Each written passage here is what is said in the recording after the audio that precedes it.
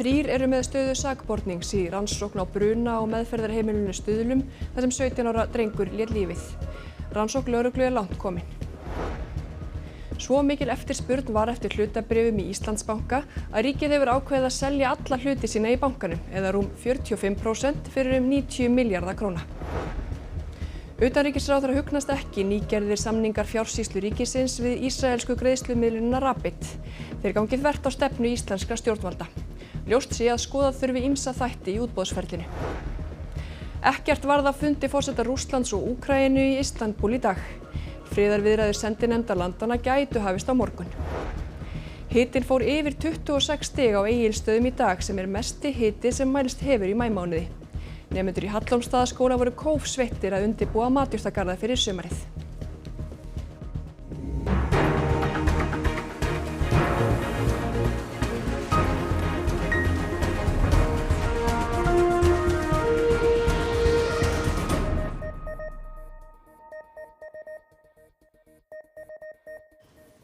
Komið sæl. Við erum fyrr á ferðinni í kvöld vegna seinni undankeppni Eurovision sem hefst klukkan 7. En rannsókn lögreglu á bruna á meðferðarheimilinu Stuðlum þar sem 17 ára piltur lést er langt komin. 3 eru með stöðu sakbornings í málinu. Eldur kom upp á meðferðarheimilinu Stuðlum snemma morguns 19. október. 17 ára piltur Geir Örn Jakobsen lést í eldsvoðanum og starfsmaður slasaðist og var fluttur á slysadeild. Lögreglurannsókn hefur staðið yfir síðan þá í 7 mánuði. Elín Agnes Eide Kristínadóttir yfirlögregluþjónn á rannsóknarsviði lögreglunar á höfuðborgarsvæðinu segir í samtali við fréttastofu að rannsókn sé langt komin. Lögreglan bíði eftir gögnum frá ákveðinni stofnun svo hægt sé að ljúka rannsókninni. Síðan fari málið yfir á ákærusvið. Eins og staðan er núna eru 3 með stöðu sakbornings í málinu. Nú vildi ekki greina frá því á þessum tímapunkti hvort sakborningarnir væru börn sem vistuð voru á Stuðlum eða starfsfólk. Geir Örn hafði verið á Stuðlum í innan við klukkustund þegar eldurinn braust út og kallað var á slökkvilið. Hann var úrskurðaður látinn á sjúkrahúsi skömmu síðar. Faðir hans greindi frá því í viðtali í nóvember að hann hefði ekki vitað að sonur hans væri á Stuðlum þegar eldurinn kom upp. Kerfið hefði brugðist og ýmislegt farið úrskeiðis nóttina sem Geir lést. Lögregla hefði farið með Geir á Stuðla án aðkomu barnaverndar eins og venjan er, því enginn svaraði í neyðarsíma barnaverndar þá nóttina. Elín Agnes segir lögregla hafa lagt mikla vinnu í rannsóknina en vildi ekki greina frá því hvort lögregla hefði skýra mynd af eldsupptökum fyrr en loka niðurstöður liggja fyrir. Hlutafjárútboð ríkisins í Íslandsbanka gekk svo vel að fjármála- og efnahagsráðherra ákvað síðdegis að selja allan hlut ríkisins í bankanum, 45,2% en ekki aðeins 20%. Fjármálaráðuneytið segir í tilkynningu rétt fyrir klukkan 5 að í ljósi umtalsverðarar heildareftirspurnar og fordæmalausarar eftirspurnar innanlands í útboðinu hafi ráðuneytið ákveðið að virkja heimild til að selja allan hlut ríkisins. Almenningur hafði forgang við kaupin og bauð í bankan í gegnum svokallaða tilboðsbók A. Þeim verður tilkynnt fyrir opnunmarkaði í fyrramálið hvað hver þeirra far úthlutað og þurfa að borga í síðasta lagi á þriðjudaginn. Fjárfestar sem buðu í tilboðsbók B og atvinnufjárfestar sem buðu í tilboðsbók C þar sem 300 milljónir var lágmarksboð fá upplýsingar á miðvikudaginn í næstu viku hvort á þá hvað mikið þeir fá úthlutað. Ekki ljóst af tilkynningu ráðuneytisins hvort svo mörg tilboð hafi komið frá almenningi í tilboðsbók A að það ná yfir alla hluti ríkisins. Það kemur í ljós í fyrramálið. Með að við lágmarksgengi í útboðinu og alla hluti ríkisins í Íslandsbanka þá er virði hluta ríkisins rúmir 90 milljarðar króna. Ekkert varð af fundi Zelenskís og Pútíns í Istanbúl í Tyrklandi í dag. Sendinefndir Úkraínu og Rússlands eru í Istanbúl og viðræður gætu hafist á morgun. Það er þá fyrsti fundur fulltrúaríkjanna í rúm 3 ár. Fram eftir vikunni var óvíst hvort Pútín og Trump myndu mæta til viðræðina ásamt Zelenskí mögulegt vopnahlé í Úkraínu. Rússnesk stjórnvöld tilkynntu í gær að Pútín myndi ekki mæta til fundar í Istanbúl. Zelenskí fór til Ankara í morgun og hitti Erdogan, Tyrklandsforseta. President Zelensky, Sky News, do you have a message for Vladimir Putin?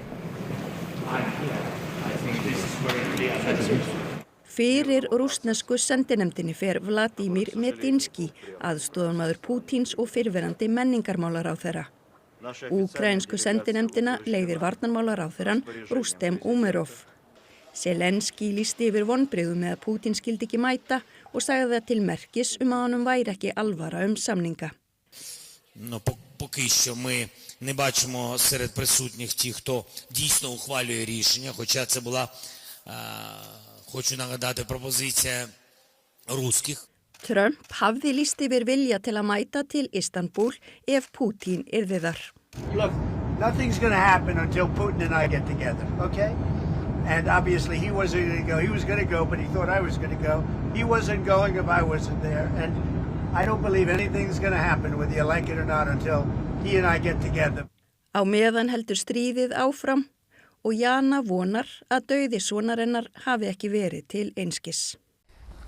Я надеюсь, что они закончат эту войну. Просто судя по тому, какой Путин, что он будет идти дальше и дальше. Þriðja og fjórða kynslóð flóttafólks frá Palestínu heldur enn í vonina að geta snúið aftur heim. Í dag eru 77 ár liðin síðan 700.000 Palestínumenn voru gerðir brottrækir frá heimilum sínum þegar Ísraelsríki var stofnað. Í Palestínu þessa minnst sem Nakba eða hörmungana. Galia hefur búið í Khan Yunis á Gaza frá því hún var 4 ára.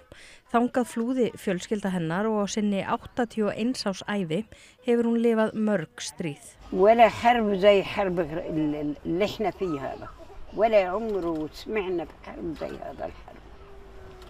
ايش يعني جوع الناس اللقمة الناس مش لاقيين لقمة ياكلوها.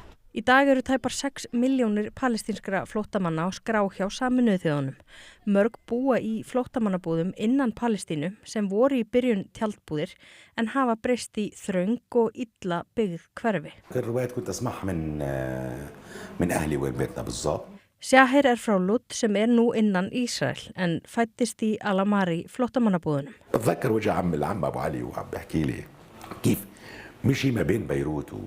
والشام ليلة كاملة بدون حذاء بدون ما يكون معه أجار الطريق. Þriðja og fjórða kynslóð að alast upp og það skiptir þau máli að halda í skilgreininguna að vera flóttafólk. Því samkvæmt alþjóðalögum eiga þau rétt á að snúa aftur heim. ما عشت هذا لا النكبة ولا النكسة ما كنت مولودة بس هذا خلى دافع عندي إنه أنا أعرف بزيادة عن حقي إنه أنا إلي حق وبدي أرجع. Utanríkisráðherra segir nýgerða samninga við ísraelska greiðslumiðlunarfyrirtæki Rapid ekki í takti við stefnu stjórnvalda og að viðvörunarljós hefðu átt að blikka í kerfinu. Hún vill hraða vinnu við innlenda greiðslumiðlun og skoða þætti í útboðsskilmálum. Fjársýsla ríkisins samdi miðjan síðasta mánuð við greiðslumiðlunina Rapid til 2 ára. Samningarnir höfðu verið í endurskoðunarferli hjá Ríkiskaupum í ljósi þrýstings á að skipta ekki við fyrirtækið eftir að forstjóri þess lýsti opinberlega yfir stuðningi við Ísraelshers. Mér hugnast það ekki að það sé verið að semja við ríki eða eiganda fyrirtækis í ríki sem augljóslega að brjóta alþjóðalög. Það ekki í takti við það sem við höfum verið að segja og gera í ríkisstjórninni og líka hjá fleiri löndum. Þannig að ég hefði gjarnan vilja sjá viðvörunarbjöllu blikka í kerfinu. Fjársýslustjóri segir í samtali við Fréttastofu að þetta hafi farið í hefðbundið útboðsferli og að engin skilaboð hafi borist að ekki ætti að semja við Rapid. Bara fyrir það fyrsta að það engin ráðherra í ríkisstjórninni svo ég veit sem vissi af þessu. Ég las þetta í fréttum eins og aðrir ráðherra. Mér fannst þetta ekki gaman að lesa þetta hreint út sagt þegar ég sá þetta. Þetta sýnir hins vegar fákeppni á fjármálamarkaði sem þurfi að laga og flýta vinnu við innlenda greiðslumiðlun. Hún segir að skilaboð stjórnvalda séu og hafi verið skýrs. Ég vona bara að kerfið okkar heima fara að taka líka tillit til þess. En skilaboðan væru kannski skýrari ef þessi samningar hefði ekki verið gerðir? Allavega, mín skoðun sú að þetta ekki gott að standa frammi fyrir þessu, að það sé verið að semja við í rauninni ríkið og að það sé óbeint eignarhald sem að standa fyrir því að brjóta alþjóðalög og koma í veg fyrir að mannáraðstoð berist á Gazasvæðið.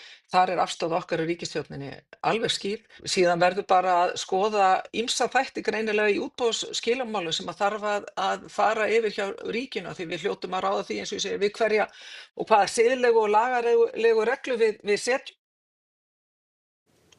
Vegagerðin ætlar að ráðast í vegbætur sem lengi hefur verið beðið eftir á veginum að Látrabjargi í sumar. Hótelrekandi í Breiðuvík segist fagna hverjum spotta af bundnu slitlagi. Hótelið í Breiðuvík hýsir ferðamenn sem vilja berja bjargið augum og ekki síst fuglalífið. Þó að fólk sé langt að komið getur síðasti spottinn reynst sá ógnvænlegasti. Og það hefur komið fyrir að fólk hefur snúið við í Breiðuvík og þeir á eftir bara eitthvað 10 km út á Látrabjarg. Slóðin ferðaþjónustu á Vestfjörðum þrándur í götu og rútufyrirtæki veigra sér við að flytja þangað fólk. Talsverð umferð engu að síður veginn sem ísfiskur bílstjóri bendir á að hlaupi auðveldlega í þvottabretti. Það verður vonandi bráðlega aðeins auðveldara að keyra út á Látrabjarg því að þeir sem vilja núna leggja leysina þangað til að skoða lunda þurfa að keyra yfir allar þessar holur. Í sumar ætlar Vegagerðin að leggja bundið slitlag á 2 kafla á veginum og endurnýja bílastæðin við bjargið. Þá á að hefla allan malarkaflan og bera í hann möl í ár og næsta sumar. Keran segir framkvæmda við veginn hafa verið beðið lengi. Það að segja að færa veginn úr þorpinu. Það minnist í þess að það sé svona 50 ár síðan að byrja að tala það. Og mér skildist á sínu tíma að þetta er ákveðið mistök að leggja veginn í gegnum þorpið. Nú á loksins að leggja í að færa vegstæðið upp fyrir húsin á Hvallátrum. Það hljómar eins og tónlistu mínum að laga malavegina. Og ég náttúrulega fagna hverjum einasta smá spotta sem bætist við að bundu slitlagi. Keran bendir á að umræða vegi og viðhald þeirra sé gömul saga og ný og kröfur Vestfirðinga séu í takt við það. Við viljum náttúrulega hafa að veginni séu færir. Séu færir all flestu bílum sérstaklega í sumartíman. Eyrarrósin, verðlaun fyrir framúrskarandi menningarstarf á landsbyggðinni var veitt í 19. sinn í dag. Sköpunarmiðstöðin á Stöðvarfirði hlaut verðlaunina þessu sinni fyrir ómetanlegt framlag til menningar og lista. Björn Skúlason, eiginmaður forseta Íslands, afhenti viðurkenningu og 2,5 milljón króna í verðlaunafé við hátíðlega athöfn í Alþýðuhúsinu á Siglufirði. Hvatningaverðlaun hlutu verkefnin Tankarnir á Raufarhöfn, Af hverju ekki í Þingeyjarsveit og Gletta á Borgarfirði eystra. Brakandi blíða allt land og í dag fór hitinn upp undir 27 stig á Héraði.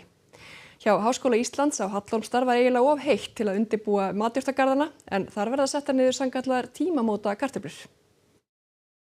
Hallormsstaðarskóli lúrir í skóginum, þar skjól og eftir hádegi þegar sólin baðar framhlið hússins, beðin og matjurtagarðin þyngjast garðverkværin. Hitamælirinn sýndi 26,5 gráðu áðan í forsælu.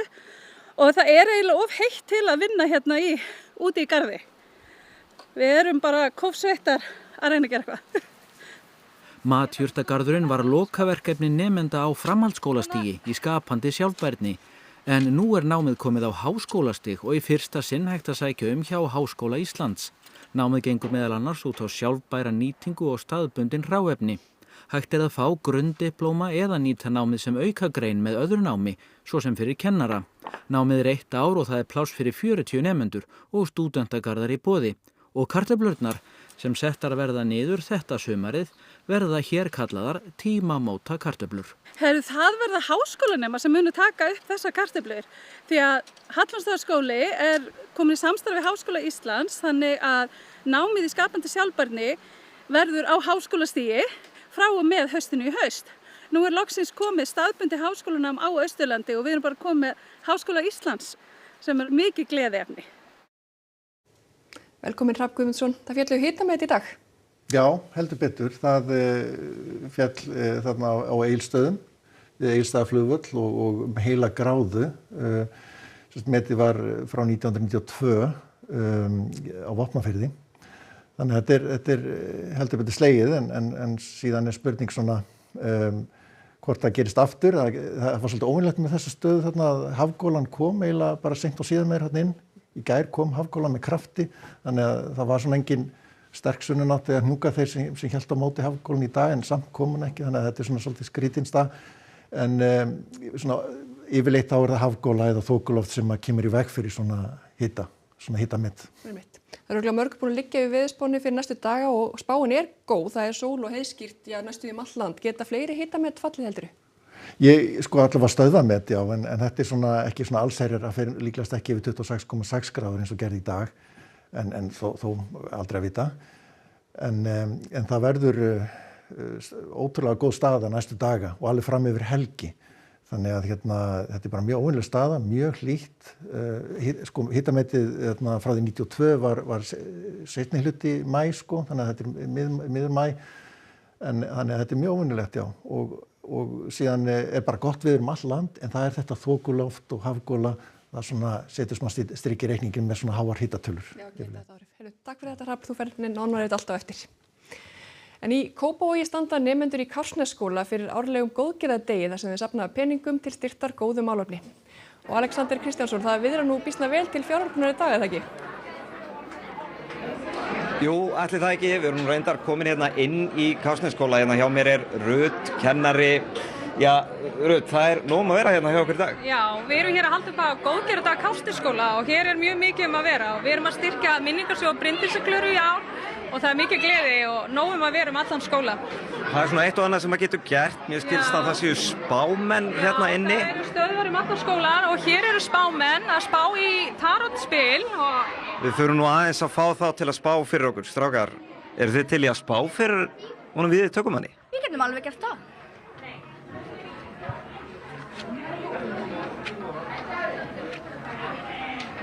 Þú ert með sterkan persónuleika og mjög tengdur við sjálfan þig að innan. Peningarnir eru samfærðir með það.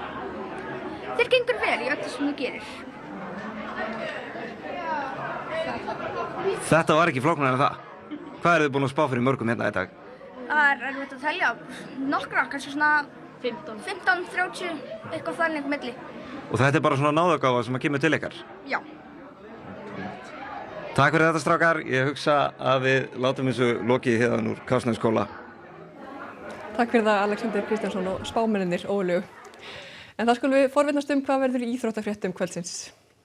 Ísland verður í riðli með Ungverjalandi, Ítalíu og Póllandi á Evrópumóti karla í handbolta í janúar. Dregið var í dag. Það styttist í stóru stundina hjá Valskonum sem að geta náð sögulegum árangri þegar úrslitaleikur Evrópubikarsins fer fram á Hlíðarenda á laugardag. Og Glódís Perla Viggósdóttir, fyrirliði kvennalandsliðsins í fótbolta, er snúin aftur í landsliðshópinn eftir fjarveru vegna meiðsla. Stefnt er að því að spila á nýjum leikfleti á Laugardalsvelli þegar Ísland spilar síðasta leik sinn í þjóðadeildinni í byrjun júní. Þetta á fleira í íþróttafréttum hér rétt á eftir. Skulum við fara yfir það sem var helst í þessum fréttatíma. 3 eru með stöðu sakbornings í rannsókn á bruna á meðferðarheimilinu Stuðlum þar sem 17 ára drengur lét lífið. Rannsókn lögreglu er langt komin. Svo mikil eftirspurn var eftir hlutabréfum í Íslandsbanka að ríkið hefur ákveðið að selja alla hluti sína í bankanum eða rúm 45% fyrir 90 milljarða króna. Utanríkisráðherra hugnast ekki nýgerðir samningar fjársýslu ríkisins við ísraelsku greiðslumiðlunina Rapid. Þeir gangi þvert á stefnu íslenska stjórnvalda. Ljóst sé að skoða þurfi ýmsa þætti í útboðsferlinu. Ekkert varð af fundi forseta Rússlands og Úkraínu í Istanbúl í dag. Friðarviðræður sendinefndarlandanna gætu hafist á morgun. Hitinn fór yfir 26 stig á Egilsstöðum í dag sem er mesti hiti sem mælst hefur í maímánuði. Nemendur í Hallormsstaðaskóla voru kófsveittir að undirbúa matjurtagarða fyrir sumarið. Það var þetta upptalið hjá okkur og komið að íþróttum, veðri og svo Eurovision. Sjónvarps- og útvarpsfréttir verða á sínum stað klukkan 10 í kvöld. Takk fyrir okkur, verið sæl.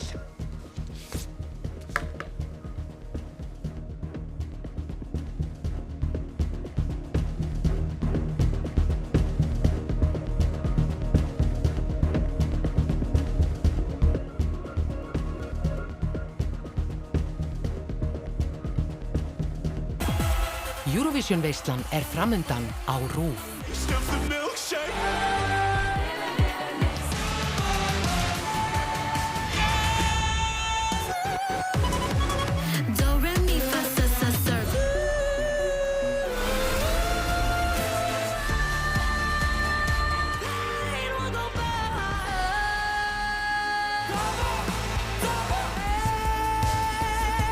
Eurovision seinni undankeppni í kvöld á RÚV.